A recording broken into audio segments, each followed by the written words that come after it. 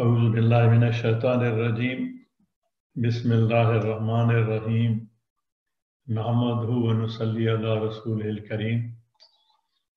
Last time we were discussing ayat number 282 of Surah Al-Baqarah.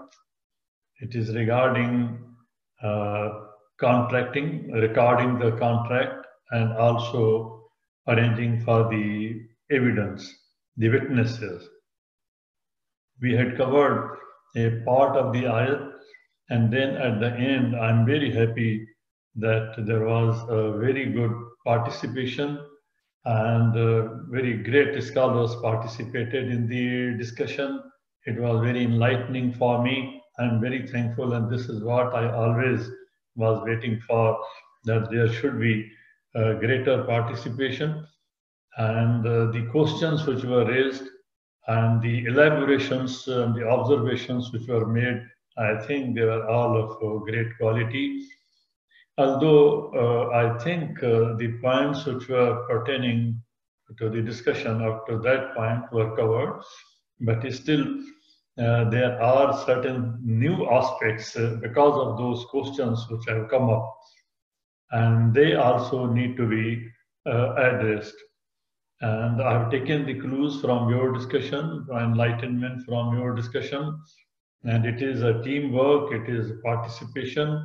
Everyone is contributing very well, and I think the objective and the importance is also becoming clearer. The platform which Maryam Masjid has provided, and in fact, I say it from my heart, that the initiative which Dr. Mamdou Salama supported and all other friends also contributed to it, it is now being felt that you are doing great important work in the history of interpretation of Quran, which was pending, and the issues which are globally affecting the Ummah and important segments of the society, they are being addressed, and you are contributing to that.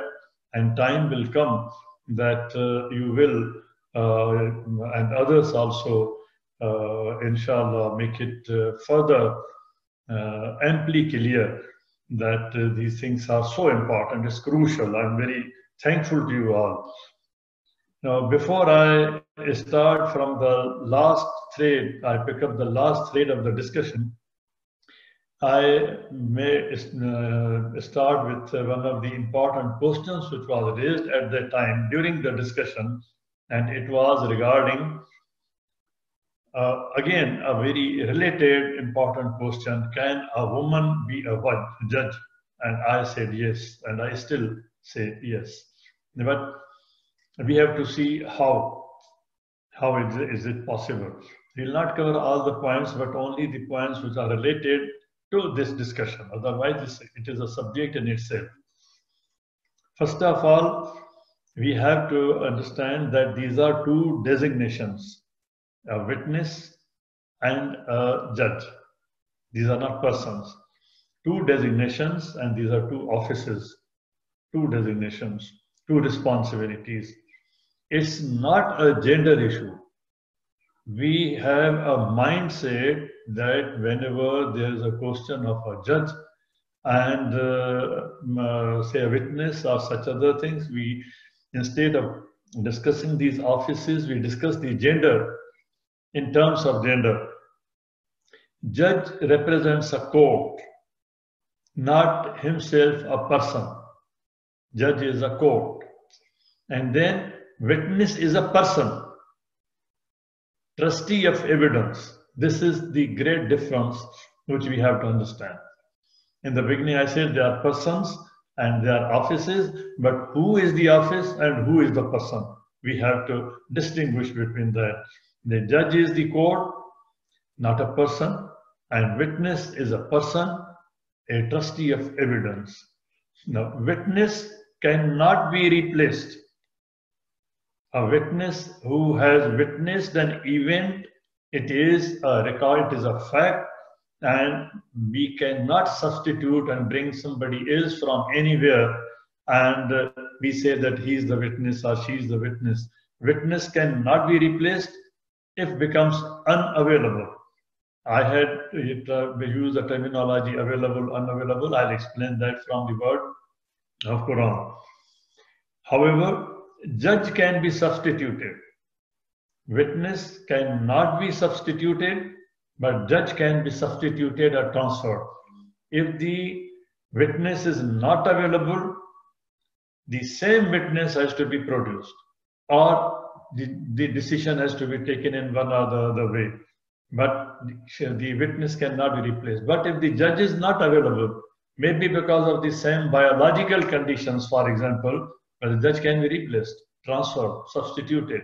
So there's no comparison, in fact, between these two, that while discussing the question whether woman can be made a judge or not, so these questions, these fundamental things will be kept in mind, and there are other things also. Then the way the question was raised and it was discussed, in that background, I add another point, that when a witness is not available because of the biological reasons, it is just a non-availability, and it may be a temporary non-availability, but this is not the disqualification for her not to be a witness or not to be a judge.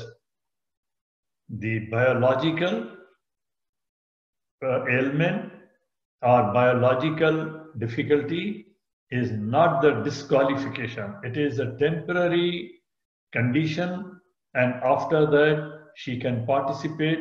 But there the question was whether the case will be delayed, and that is one of the aspects which has to be discussed. Otherwise, the meaning of the dalal, which taking the clue from the last discussion, I will inshallah try to explain that what is the actual position. I hope this will make it clear. Then going further on this point, in all Muslim countries even today, there are different qualifications have been prescribed for the appointment of a judge. So it is not the qualifications 1, 2, 3, 4, 5, 6, 7 are not prescribed in the Quran or in the Sunnah, and this is flexible. Whenever in the conditions, in the developing situation of a developing knowledge, these qualifications can be prescribed. For example, citizenship. Now, at that time, there was no discussion on the citizenship, but in the broader context of minkum in Quran pertaining to certain offices, positions, then citizenship is relevant. And then the requisite degree, qualification, and then the requisite experience of having practiced as advocate. Here another question arises, that if a woman can be an advocate, she can be a judge also. Why? There is another important thing which will be clear, I think, from this. When we say judge is a court, then what is a court? Court is not just a person, as I said. It is an office, and it comprises bench, bar, prosecutors, state attorneys, court judicial officers, technical apparatus. All these things together constitute a court. A judge is not a whimsical person who takes decision or pulls out a decision from his sleeve. He is assisted by the bar. Bench and bar are the two tracks of railway, like a railway. If one is missing, the remaining one cannot work.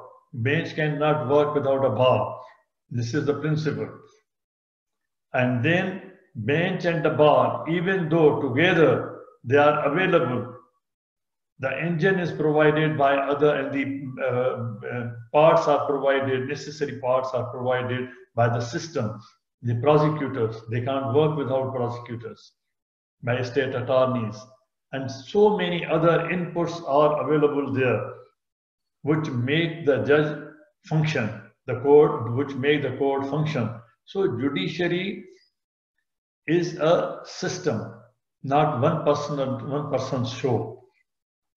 And here, if anybody, if tomorrow you are made a judge and you sit in the court on the bench and the bar is there to support you, they discuss, the attorneys from both the sides and the prosecutors, they help you, and the court judicial officers help you, they provide you the briefs, they provide you everything.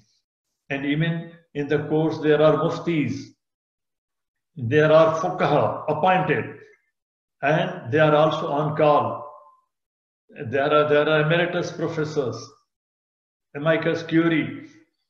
And for example, in our court, in Sharia court, we used to invite the deans and professors of Sharia law and other law colleges and universities and research institutions who used to come on specific issues to brief the court on a specific issue in the court.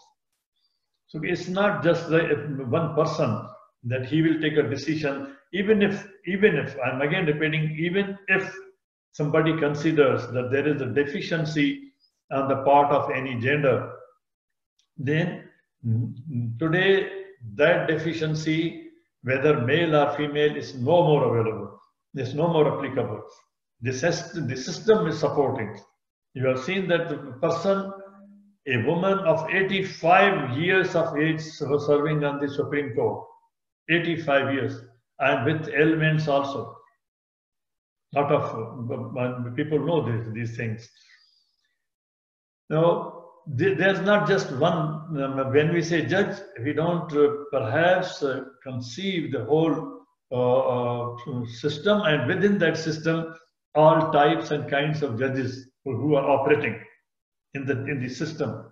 There are magistrates, there are administrative magistrates, there are judicial magistrates, and Muhtasib is a public attorney. He is a public judge. He works free of cost. He is available, and there is not one ombudsman. There's ombudsman taxation, there's ombudsman women affairs, there's ombudsman trade, there's ombudsman banking, there's ombudsman insurance. You take any field, there are ombudsman, Muhtasib. Now, from which field we can prohibit the women not to become a magistrate, not to become a Muhtasib, not to become a justice of peace? Justice of peace is the lowest level. It is the neighborhood level that there are justices of peace. Arbitrators, hakam. Tribunals, judges, and so on. So there is not one category type of judge. When we say that woman is not competent to become a judge, which judge she is not competent to become? And if we finally say that, for example, she is not competent to become a Muhtasib, then we'll have to see and we'll have to prove that what are the features, what are the functions of Muhtasib, and what are the corresponding features which are missing in a woman, that she cannot become a Muhtasib or a particular judge. And then there are different types of courts themselves. There are classes of courts. Which classes could be prohibited? The sessions courts, the district courts, the tehsil courts, the mufassil courts, or the courts of magistrates, from where the woman can be debarred or prohibited. And these sessions have different functions. And for each function, we'll have to identify what feature is missing in the woman in that for that particular function. And then there are cases and appeals. Sessions courts, high courts, Supreme courts, other courts, constitutional courts. There are different types of courts doing specialization jobs from where she can be debarred. And then there are classes. Are we suggesting to prohibit a woman from all sorts of classes of cases and classes of courts, classes of the magistrates? First class magistrates has different functions and different say categories of cases which he can deal with.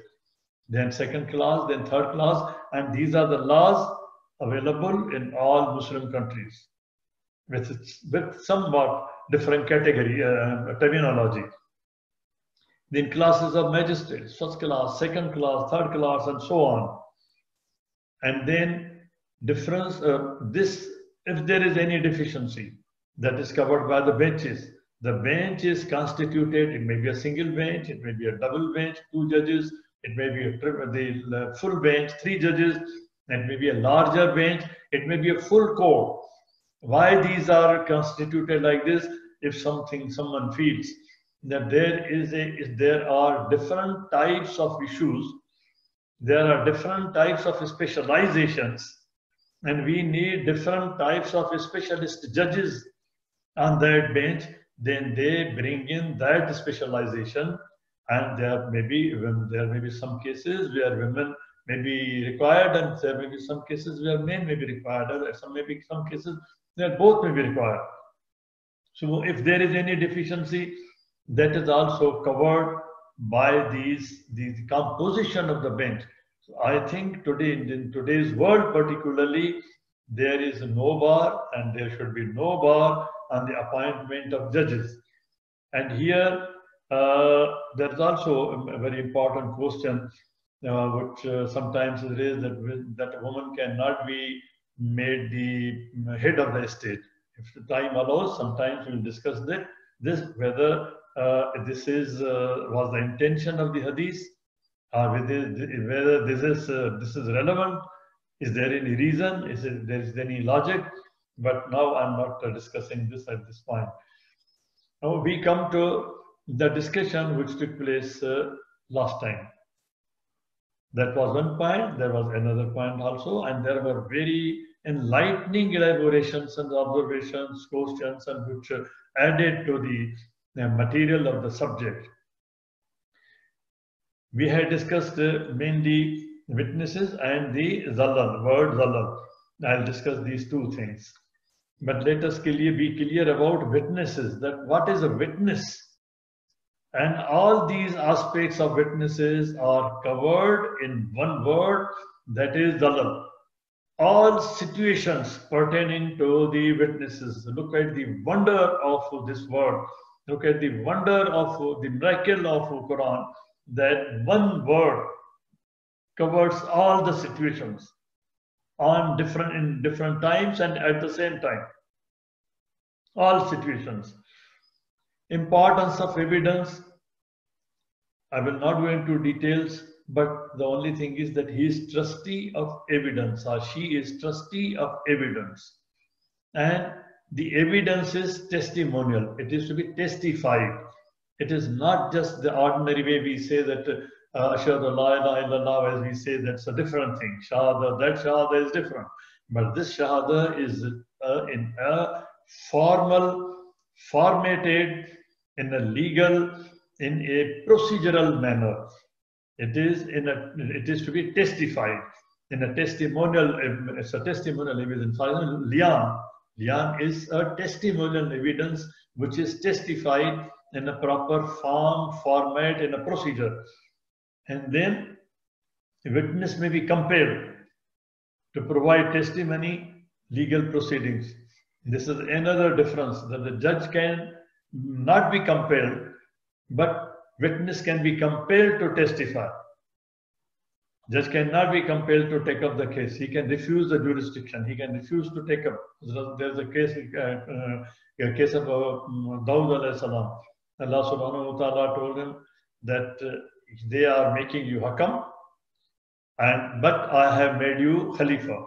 So he did not accept the jurisdiction being a hakam, but he was extended the jurisdiction of khalifa. That's a different jurisdiction. And even Prophet, peace be upon him, was told, and the Quran tells us that you can refuse the jurisdiction, but if you accept it, then it's up to you to proceed in this manner. And then importance of evidence becomes more pressing when a dispute or doubt or issue arises. Why evidence is necessary while contracting? Because not only at that time, but when the dispute is raises, when in doubt is risen, then at that time evidence is crucially important. And in this case, one of the most important aspects for arranging the witnesses is the reliability of the people who are to be the witnesses. The delivery of justice in any system, in any society, and the trustworthy legal system, its success depends upon reliability of the people who become witnesses. Nowadays, today, in our countries, in our society, why there is no justice? There is no justice because there is no reliable witness. There is no reliable evidence. In developed countries, you find justice. It is not only because of the state apparatus. It is not only because of the judge. It is because of the witness. That the witness comes out, and not only comes out, but comes out with a reliability, to give a reliable evidence. This is the basis, and this is what this is being emphasized in this ayat. In one word, all these things are covered. When we proceed further, if evidentiary aspect of adjudication is not incorruptible, it's not only that it's not corrupt. Not corrupt is something different, but not incorruptible, that it cannot be purchased, it cannot be tampered with, it cannot be corrupted with whatever effort one makes. It's incorruptible. I'm talking about the incorruptibility of the system. That's necessary. And that if it becomes a commercial enterprise, openly today, in many situations, you look back in different countries, you will find evidence and witnesses are sold. People come to the registrar, people come to the reader, people come to the clerk there, and they tell them, we don't have a witness, and he provides a witness, he charges, and then anybody who are sitting there in line is called and he becomes a witness. The society cannot in this situation maintain peace. That is why there is no peace. And then the society cannot exist for long. Even after the colonialism ended, people are still remembering the justice and the peace because of justice, which they maintained at that time. The people still remember. The arrangement for reliability, Quran gives us here an option, an important option, but that is necessary. That you should have more than one witnesses. You are contracting, there are different parties, more than one witnesses, shahidain. But shahidain is not that you can have only two, you can have more. The point is that you should have more than one. We have discussed these aspects. I am not discussing these aspects. I will discuss only the aspects which came up during the discussion. New aspects. When we are arranging for the shahadat, when we are arranging for the shahidain, then we have to ensure and we have to see that Form 10 has been used, which shows that it's not just arrangement of two witnesses, but the two witnesses or the witnesses should be arranged in such a manner that the purpose is achieved. Form 10 has been used. This is Form 10, which emphasizes that you have to make the arrangement in such a manner that the purpose is achieved. If the purpose is not achieved, then the exercise is futile. And in arranging the witnesses, you have to be careful that there is calling of evidence will be involved. They should be able to come forward. The recording of evidence will be involved and the taking of evidence will be involved. Now, all these points in one word will appear when we go further, that what is the depth in this word.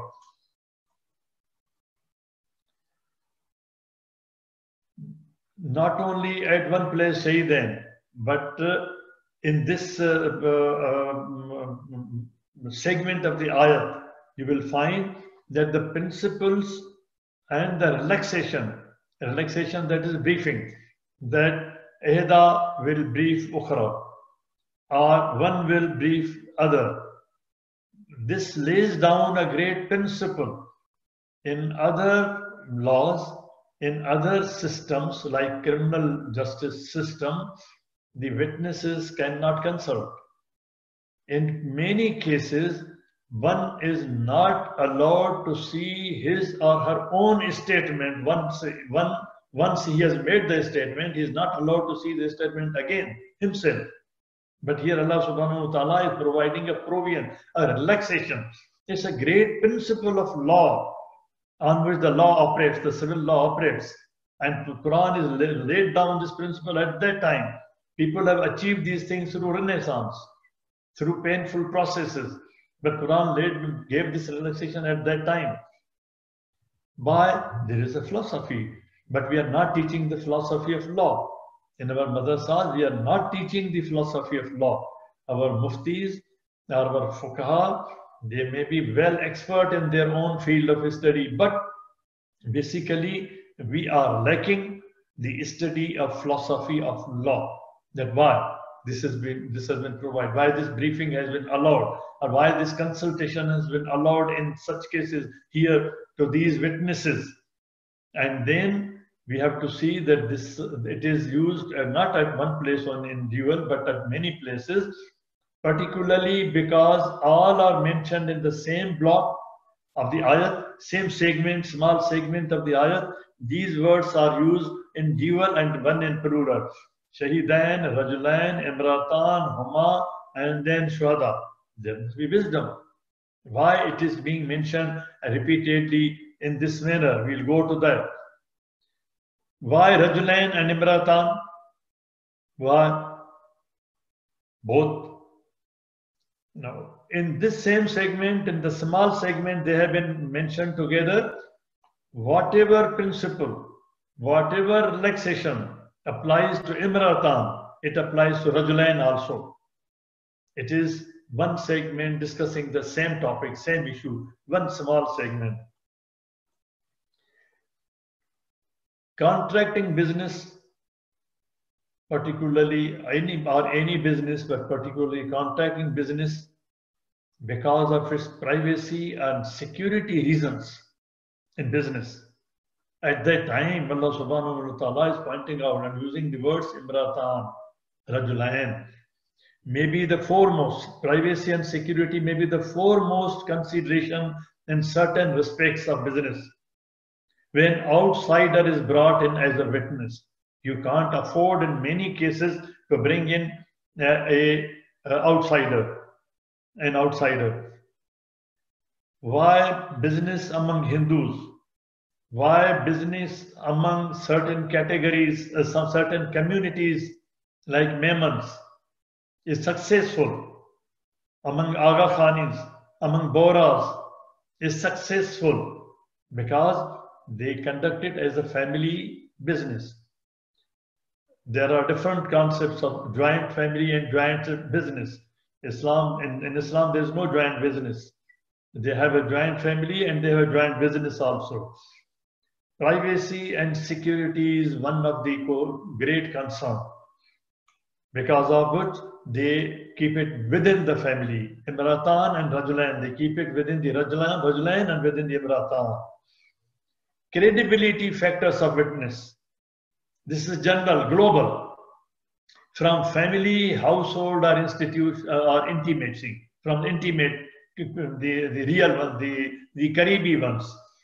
Generally, a witness is considered credible if he or she can be recognized perfectly. What happens in the courts? I'm telling you from experience, and there are hundreds and thousands of cases.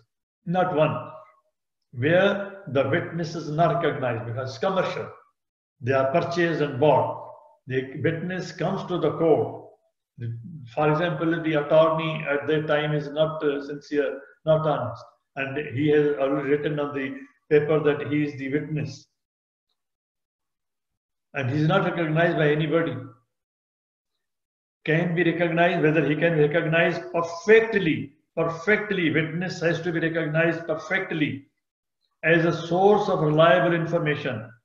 Then the next is, if the recognition of the witness is perfect, your Rajulain are perfectly recognizable, and your Imratan are perfectly recognizable. These are the modern principles. Then their information and their source of information is very important. The Shahid, which was produced in the case of Zulekha, was recognizable, and his source of information, he was in the same house. He belonged to the same household. Source of information has to be reliable. These are the principles already available in Quran about a person, about the event, or about the phenomenon. Whether that Shahid had the access at that time to access that room, to be available around the room, to be available near the room. He could be expected to be available around the room or not. What is happening today is we are not going into these questions. That is why the witnessing and evidencing has become a commercial activity, commercial business. These are fundamental principles of ensuring the credibility of Shahada. And Quran has prescribed these principles. There are cases in Quran which the Quran has discussed.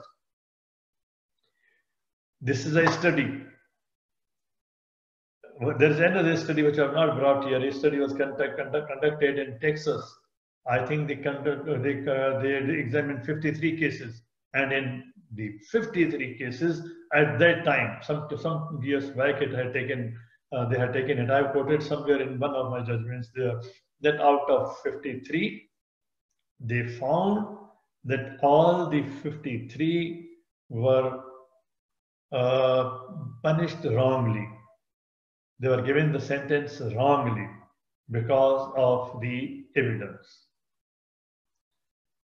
The single most important factor that contributes to wrongful conviction is eyewitness misidentification of the witness itself. Something happens on the road and they bring in witnesses. Whether that witness had that angle available. This is not only just that he was available on the spot. He was available on the other side of the road. Did he have the range and the angle available? Access available at that time to witness that part of the event where somebody had, for example, pierced the knife. Misidentification of the witness itself. This is the study shows that the single most important factor that contributes to wrongful conviction is the misidentification of the witnesses. And Quran is using the word not nisa. Imratan, your own ladies of your own clan, own tribe, own neighborhood, own family. Family is a big term, not only the household. This is the wisdom behind these words. And then mimman tardaun, the meaning of raza is not only that you agree. There are different meanings of this word, but this is satisfactory qualifications and reliability of witnesses. All what we have discussed. This word further emphasizes, puts a stamp on this, that you have to satisfy yourself in the selection of witnesses. These are not circumstantial witnesses that will come by chance. Here you have the chance to arrange for the witnesses and arrange for the witnesses with these qualifications, and these Imratan or Rajulain, they have, in that process, you have to satisfy yourself. This is your responsibility. You will be questioned for that.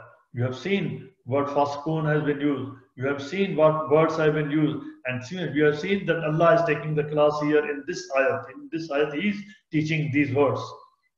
And min ash-shuhada. Now here, the field is made open for you. It's not limited to two rajulain, two imratan, and they are combined together. When they are combined together, they become plural, and the field is open for you. You can select more. There is important aspect here. The way this ayat has been phrased, the way we have seen that Edahuma and Ukhra and others, the way it has been phrased, it is providing a distinct, very peculiar system of legal system of Islam, which is different from all other systems. In the modern systems in the world, there is a defense witness, prosecution witness, two sides of witnesses conflicting, two attorneys conflicting. There is a petitioner's witness, there is a defendant's witness. Here, shuhada lillah, whether rajulain or imratan, whether one rajul or one imratan, they are all witnesses of God. They are not witnesses of one, and this is not, they are the witnesses of the two. Where there ihda and ukhra.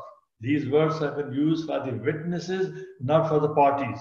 But for the sake of understanding, I may use it at other place and show the contrast.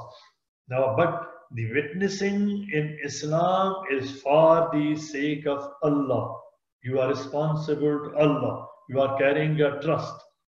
Lillah. It is lillah. It is not a party witnessing. No conflict of defense and prosecution. And then min ash-shuhada. As I said, now it has why this has been opened up. Instead of saying min rajulain, min imratan, min shuhada, field has been opened. Why? There are different types of shuhada. This is the wisdom. At that time, when you are selecting the witnesses, at that time you have to satisfy yourself. Satisfy yourself on what? Not only on the point of relationship that she is my wife or she is my husband, he is my husband. Not only on that point, on the point from the point of view of your contract, your business, that what type of witness you need. Maybe in your family, there is somebody who knows accounting, who knows business, who is expert in business. Although he is not being produced as an expert witness, this witness is not an expert witness, but there will be different aspects. If there is a dispute, they will be coming up. So, min ash-shuhada, you have to select the foremost, fundamental, important, first important is the condition is the eyewitness.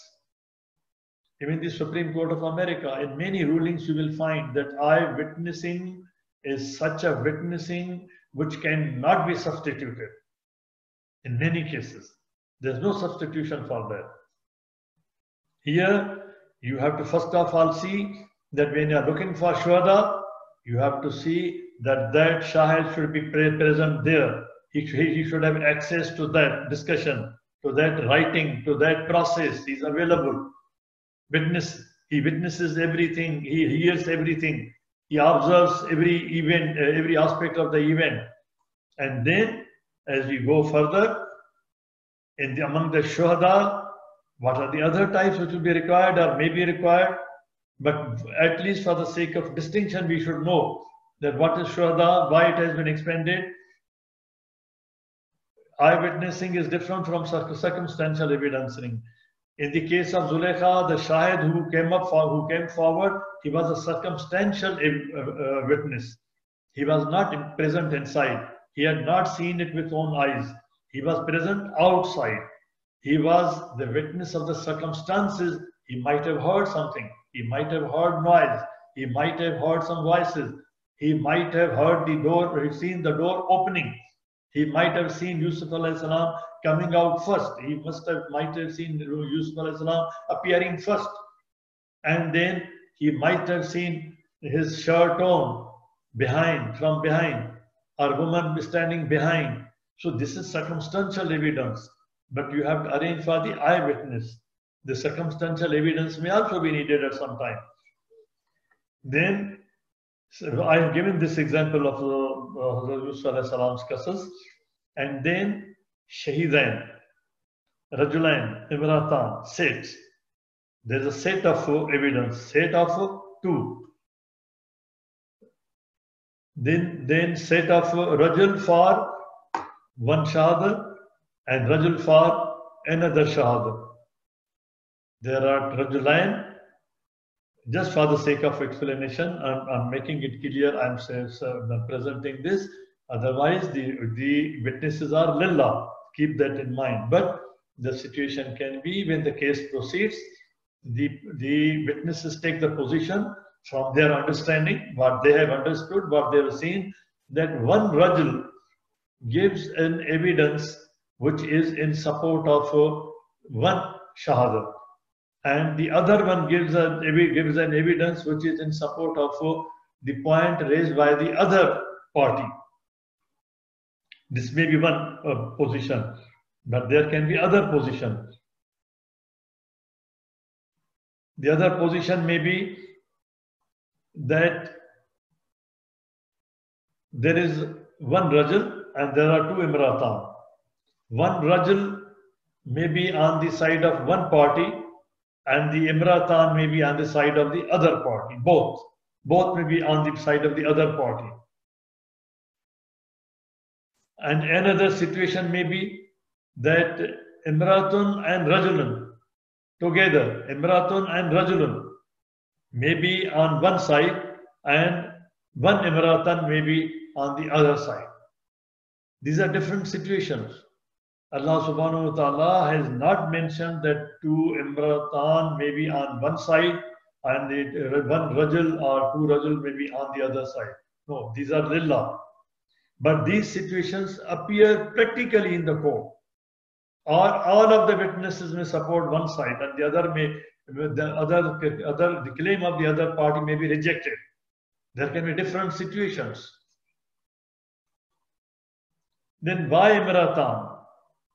There are other reasons also. For example, Quran or any other law deals the law at average level. At the level where the average situation is considered. This is the principle how the law is made. Not only today, but classically also, in the past also, in the history also, the appearance of a woman in the court has never been easy. It has always been very difficult. For example, we take the example of today's courts, and it was the same in the past also, everywhere. And it was worse. But the condition which we are seeing today is not better in any case. This is maybe equally worse or worse even. When the woman goes to the court, you have to look at the people who are there, all types of people, criminals also, non-criminals also, all types of people. Look at the number of people there. Look at their conduct, look at their behavior, and a single woman is going there, one woman is going there. And there were no such facilities as we have here, restrooms and other things. If she has any problem, she can't even ask anybody. If she has a company, if there are 2 women, they can at least consult each other, they can console each other, they can support each other, they can go together, they can come back together, they can sit together, they can wait together. If they have a suckling child, they have a small child, the one can look after, while the other has other things to ease or other things to do. I'm not going into many details. There are hundreds of cases, things which are affecting the appearance of a woman. Biological reasons are we discussed already. So so far, Islam is very considerate. Quran is very considerate for women. Their rights, their functioning, the comfort, the level of comfort which has to be provided, and the level of security which has to be provided. And women in these situations, in the court, among strangers, in traveling, and in many other places, psychologically also, women would feel more secure when there are the people from the same household, the Rajulan and Imratan, and still more secure when she is in the company of another woman. These are psychological reasons. There are sociological reasons. Quran is considerate for women. So this is not one aspect that Imratan has been mentioned that she is forgetting. No. But we'll come to that point also. Now we come to the point Zallal, Tadil, which Ustaz Musanna gave a very good and very correct meaning, misguidance. And Brother Yusuf also provided different meanings, and he said that there's a list of meanings in corpus of Quran, losing, going astray. He gave different meanings. Brother Mukhtar also gave observations and he made elaborations, raised questions. Now, all these witnesses, different types and kinds of witnesses we have discussed, and even more we will discuss, they are coming up. They are all included, and all these situations are included in the meaning of Zalal. One word, one root. In the Quran, not today. I'm not quoting from the dictionary which has been written today, Len's Lexicon, Raghib Isfahani and others, very old dictionaries. And they have discussed these words, these ayat also. What is the difference between Wahidun and Ahad? Why the word has not been chosen from Wahidun? Ahadun. Wahid refers to the number 1, 2, 3, 4, 5. From those numbers, Wahid is one number. Ahad alone, single, negatively. If somebody says La Wahidun fil ghurfat, there is not one in this room, but there may be two, there may be three. But when one says La Ahad fil ghurfat, there is no, not one, not single, not anyone in this room. And from that, Ihda, feminine has been used. And why feminine has been used, we'll come to that also. Why feminine?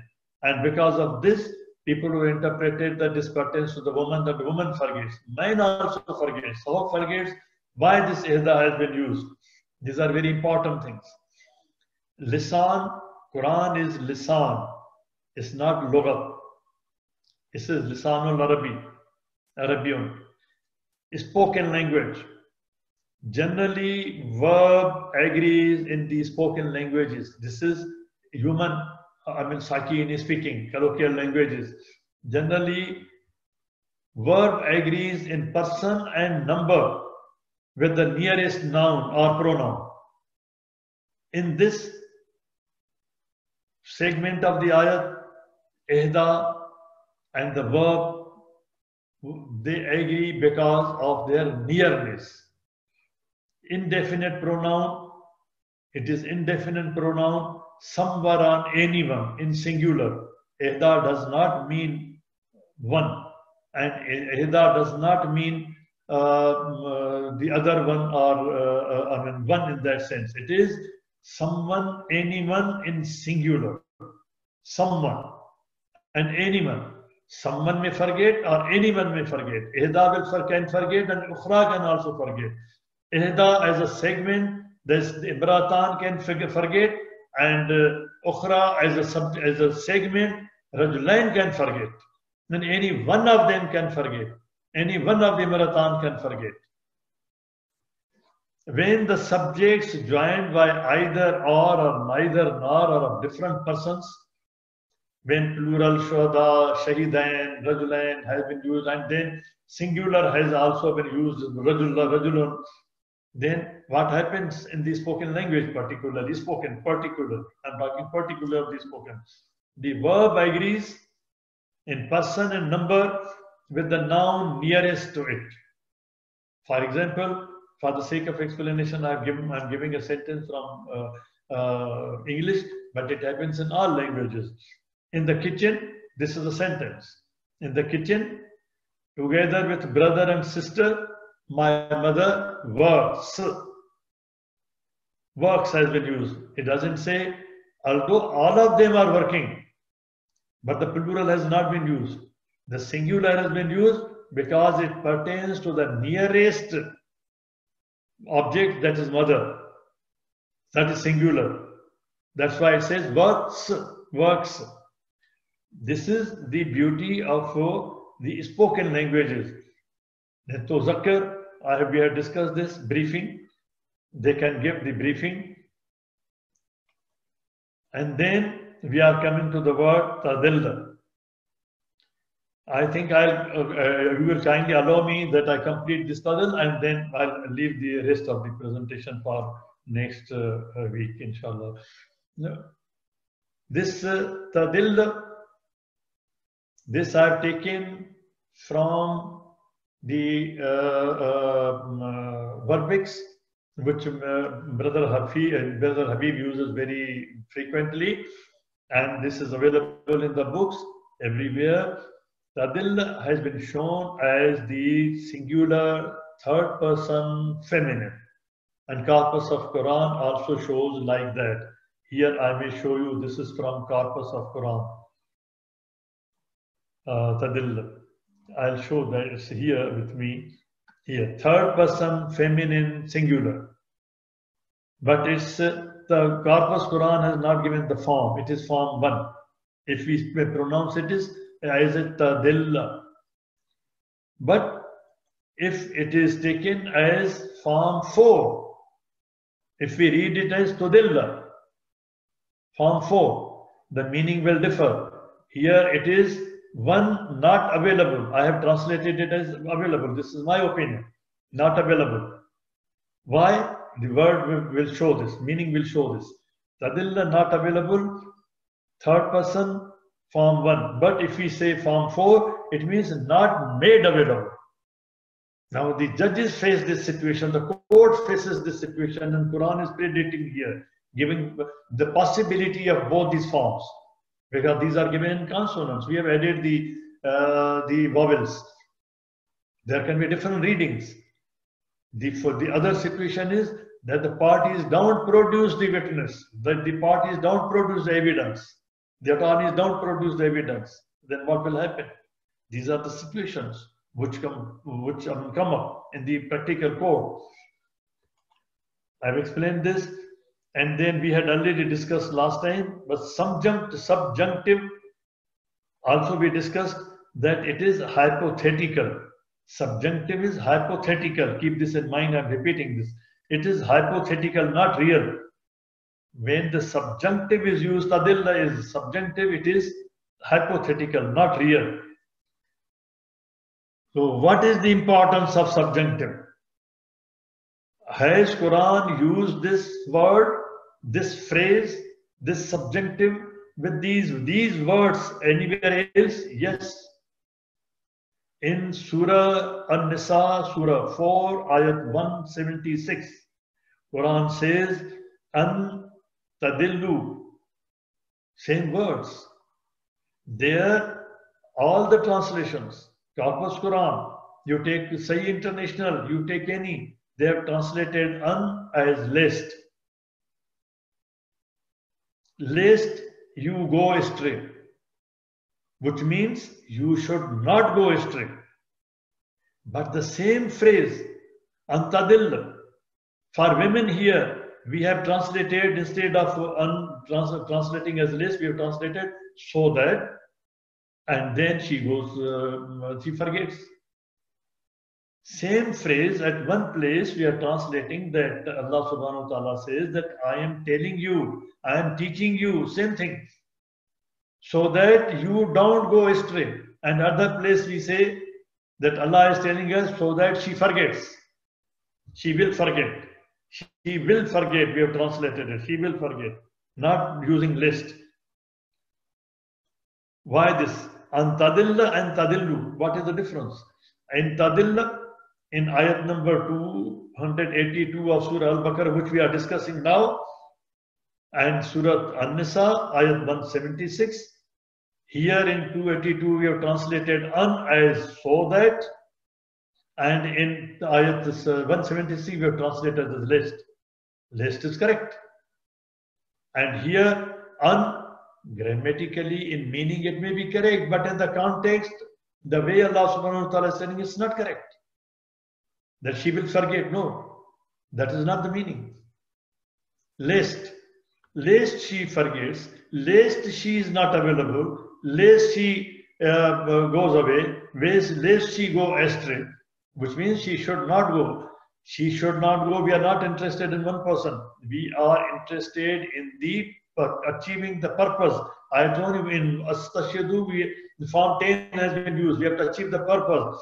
In order to achieve the purpose of the Shahada, so that it does not fail, so that it does not become unavailable, we have to ensure that antadillu, so antadilla, it does not fail. This is the full ayat, Surah 4, 176. Yubayyinullah lakum antadillu, so that you don't err, you don't make mistake, you don't go astray, you are not misguided. And then, very fundamental question. We are coming to that. Does Dalla means nasa? Does it mean forgetting? Does it mean forgetful? Quran is before you, ayat are before you, these the dictionaries are before you. Kindly take time to study the word of Quran itself, not the translation. Let us see what is Dalla. Dalla may happen even if we are translating it as forgetfulness or anything going misguiding or going astray, may happen even in the case of eyewitnesses, whether male or female. This is science. Presence or potential of fear, danger, appeal, means emotion, involvement, and so on. Even in the case of eyewitness affects or impairs memory for the surrounding details. This is the findings of psychologists. The way people think, perceive, reason, and judge is not always perfect. Cognitive processes and factors that influence cognitive processes are analyzed by psychologists in matters of law also. Have we conducted this study in our madrasas? Are we teaching this? If we are not teaching philosophy of law, have we ever taught this subject? What are the factors which influence even the eyewitness? Psychologically, mentally, physically, because of grave implications that this imperfection can have within legal system. These are the processes involved. When there is the observation is taking place, the eyewitness or witness is witnessing. These are the processes, how they are affected. It can affect male or female, anybody. It affects the brain, not the woman only. Rajulain and Imratan, the principle, witnesses are not entitled as of right to see a copy of even their own statement. But in this ayat, as I said, in this segment of ayat, Allah subhanahu wa ta'ala has provided a relaxation, which is now one of the fundamental restrictions in the civil law. Quran provided this. And now this is available in other legal systems also. But it is controlled. It is not as of right. The court can grant this. For example, in the United Kingdoms, there is a victim. She wants to see the statement which she had herself made earlier. Herself, not even other witness. Everybody in a case is a witness for himself. The petitioner, the victim is a witness for himself or herself. If the victim wants to see the statement because he wants to recall, if he wants to recall, victim is a male, he wants to recall, he wants to see the statement, he is not allowed. He can be allowed, rather. He can be allowed if he applies to the competent office. Then he can be allowed. It's not automatic. But here in Quran, in this contracting business, a provision has been made in the law that it is permissible. Then hearsay, this is another type of witness, evidence. Hearsay is not permissible, particularly in criminal law, but even in this civil law, it's not hearsay. You must remember the Panama cases. In some country is going on. That's some prince of some country gave me this money. Who told you? My father told me. Who told him? My grandfather told me. This is hearsay. This is not permissible. But in this case, when Ihda is briefing Ukhra, or Ukhra is briefing Ihda, it is not hearsay, because why? The ayat has been framed in such a way. Why? In this case, it is not hearsay, but an account which is being refreshed. And it is the account of the co-witness already. The co-witness is providing his or her own brief. This is the refreshing of the account or the briefing by the co-witness. It's not hearsay. That somebody told me, not anybody told me, somebody, no, not somebody. The particular witness has given this brief. And then Form 4. I said if you read it as Tadilla, a hostile witness, this is another type of witness. If she becomes or he becomes hostile, this is a technical term. It is called hostile witness. And this word, Tadilla, is covering that aspect also. At that time, Form 4 will be useful. A hostile witness is one who later turns antagonistic, giving different version of events or contradictory information. Such a hostile witness or the one unwilling to tell the truth may be cross-examined by the parties. So by connotation, by implication, Quran is allowing the cross-examination. By even in the translation, if you take the translation, one will remind the other, no, this is not like this, this is like this. This is what takes place in cross-examination. In one word, Quran is providing different processes of law, which are very useful in the court every day, every case. Look at the depth which this one word carries, and we just skip over it. I usually used to bring these things in detail first, but now I didn't bring. But in the discussion, these things have come up. That's why it became necessary to clarify. All men or ladies are not being called as expert witnesses. Last time there was a question that how would they know the business? They are not called as expert witnesses. Expert witnesses is a separate category. They are called as the normal witnesses, as the eyewitnesses. If they are not being called as expert witnesses, they are not discussing expert witnesses. I've already crossed time. And there was also a question about beneficiary. There's a difference between beneficiary and interested witness and an independent witness. Beneficiary is the one who is nominated, for example, in a document to be the beneficiary, for example, the definition, the document of pension, document of insurance. But the interested witness can be any witness. The interested person from the same house, same household can be the witness. Shahid living in that home was witness in the case of Zulaikha. He was living in that house. Interested witness is a witness in a case who has a personal interest and who is personally interested in the outcome of the case. And this is well founded on the concept of asbab.